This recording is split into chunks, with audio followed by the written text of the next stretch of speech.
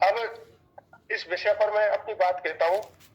वैसे मैं आप लोगों को बता दूं, ये विषय बहुत नॉर्मल सा हमें प्रतीत होता है, क्योंकि हम इस देश के नागरिक हैं और हम सब लोग ये जानते हैं कि भारतीय संविधान हो या किसी भी देश का संविधान हो, अगर हम संविधान की बात करें तो वो एक ऐसा डॉक्यूमेंट होता है जिसके माध्यम से किसी भी देश की शासन व्यवस्था संचालित की जाती है। अब ये डॉक्यूमेंट लिखित भी हो सकता है और अलिखित भी हो सकता है। एक ऐसा फ्लैग जिसके माध्यम से हम किसी भी देश की शासन व्यवस्था को संचालित करते हैं। एक नियमों उपनियमों का एक संग्रह है जिस पर यह बहुत जरूरी होता है कि उस देश के नागरिक उस पर विश्वास करें, उस पर भरोसा करें। उसके अंतर्गत जो नीतियां दी गई हैं उन सब पर सब लोग ये माने कि ये जो नीतियां हैं हमारे विकास के लिए हैं। अब हम अगर दूसरी तरफ से बात करें कि जैसे 26 नवंबर 1949 तो हमारा संविधान देश में एक तरह से समर्पित कर दिया गया था और 26 जनवरी 1950 को इसे लागू कर दिया गया। अब 26 नवंबर 1949 डॉक्टर अंबेडकर जी का 125वीं शताब्दी वर्ष होने के कारण 2015 में इसको पूरे भारत सरकार ने निर्णय लिया कि इसे पूरे देश में एक संविधान दिवस के रूप में मनाया जाए।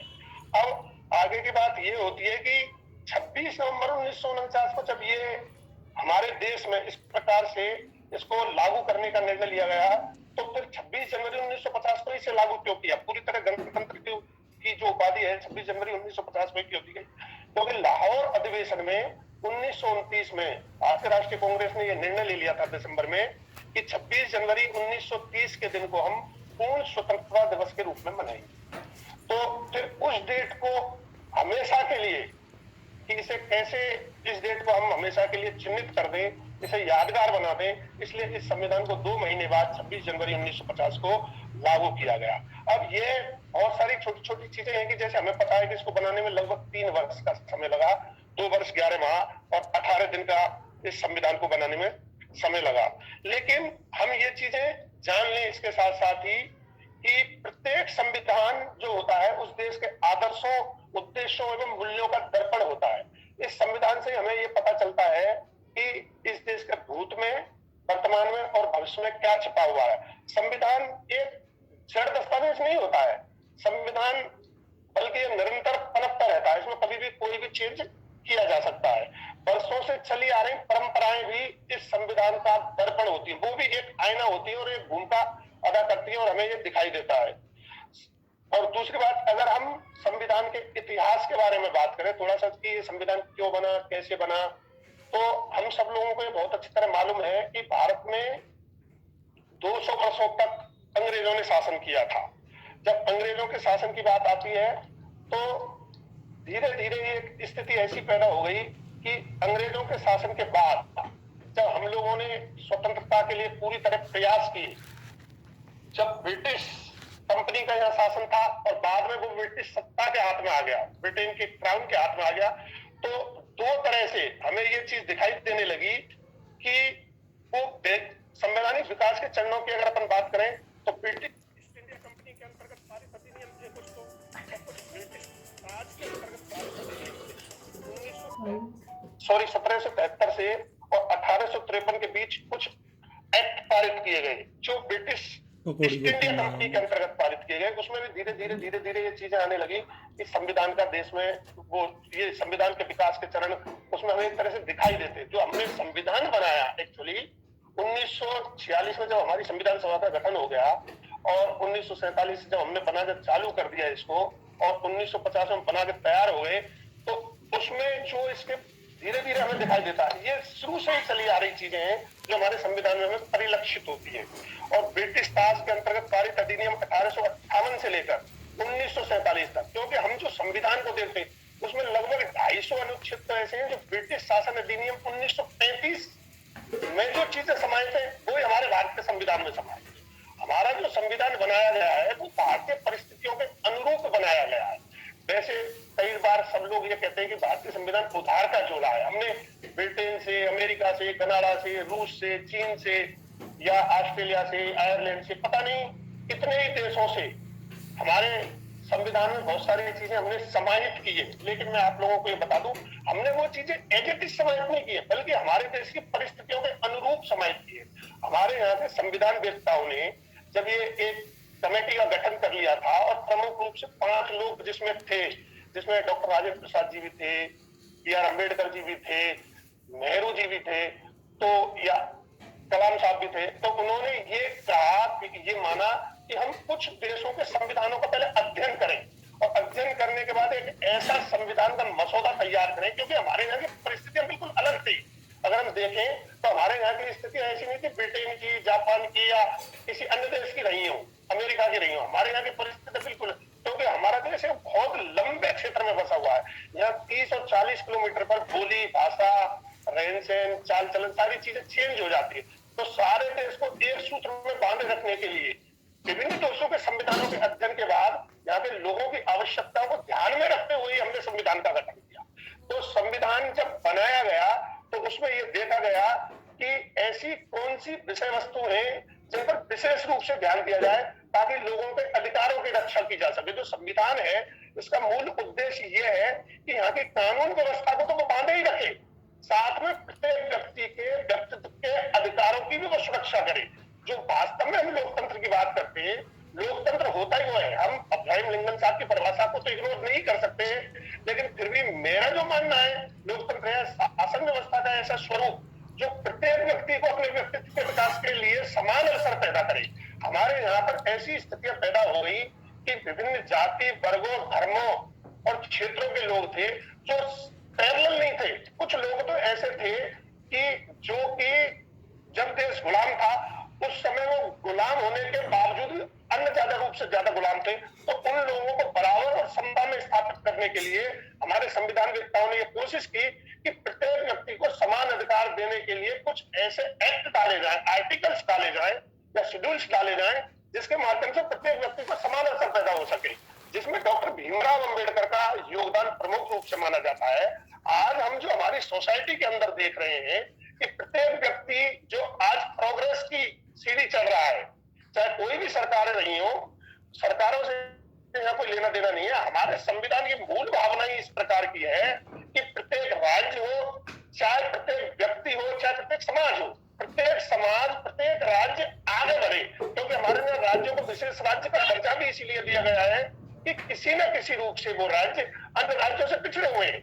अगर किसी व्यक्ति को स्पेशल रूप से किसी भी क्षेत्र में आगे बढ़ने के लिए सरकार के द्वारा कोई विशेष योगदान दिया जाता है, जिसे हम रिजर्व कैटेगरी बोलते हैं, जिसके माध्यम से वो लोग आगे बढ़ते हैं या हम लोग आगे बढ़ते हैं, उसके पीछे कारण ये है कि ये लोग किसी न किसी रूप से पिछड़े रहे या राज्य पिछड़े रहे, तो इनके द्वारा सरकार के द्वारा भी सुविधाएं प्रदान की जाती है और संविधान के द्वारा भी सुविधाएं प्रदान की जाती है।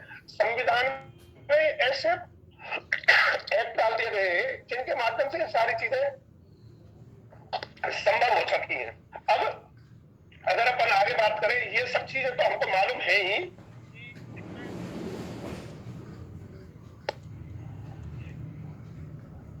कि इसमें क्या क्या चीजें हैं, लेकिन फिर भी मैं तुम्हें बता दूं कि जब संविधान बना था उस समय इसमें जो मूल रूप से थे 395 अनुच्छेद थे और 22 भाग थे, 8 अनुसूचियां थी, 5 अपेंडिक्स थे।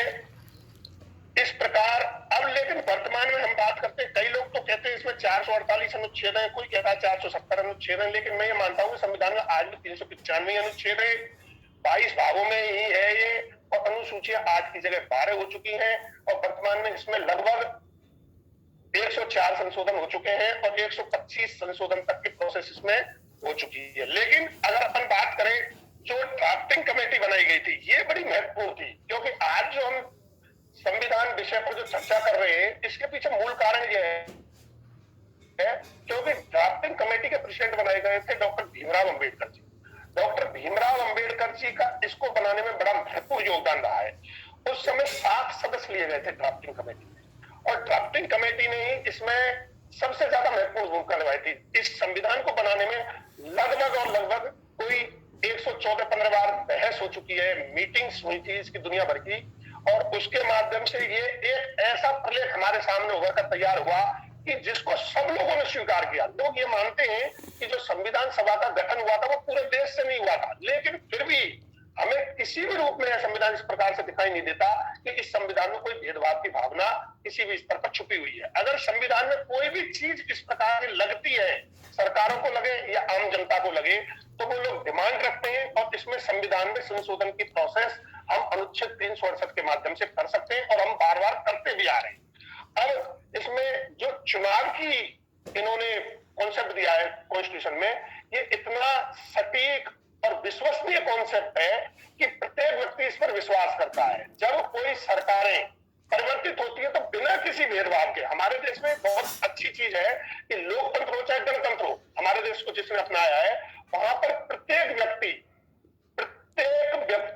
कोई भी हो, चाहे भले वो चीफ मिनिस्टर रहा हो, प्राइम मिनिस्टर रहा हो या आम नागरिक रहा हो, वो जैसे ही सरकार परिवर्तित होती है वो व्यक्ति उसमें विश्वास करता है। वो ये मानता है कि जो चुनाव की प्रोसेस है वो बिल्कुल सटीक है। हम इस प्रोसेस को चेंज किसी स्तर पर नहीं करना चाहते। लोकतांत्रिक जो प्रणाली है उसको हम सब लोग स्वीकार करते हैं।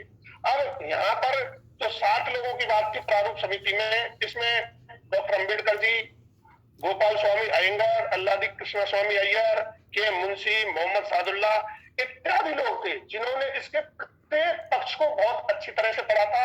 प्रत्येक पक्ष पर बहस की गई थी और प्रत्येक पक्ष को जब संविधान में इन्होंने समाहित किया, किसी अन्य देश से स्वीकार किया हो या अपने स्तर पर इस पर बहस की गई हो, इसके प्रत्येक पक्ष को देखकर ही इसको संविधान में डाला गया था। और आज इसी का परिणाम है कि हमारे देश का संविधान विश्व का सबसे बड़ा संविधान माना जाता है।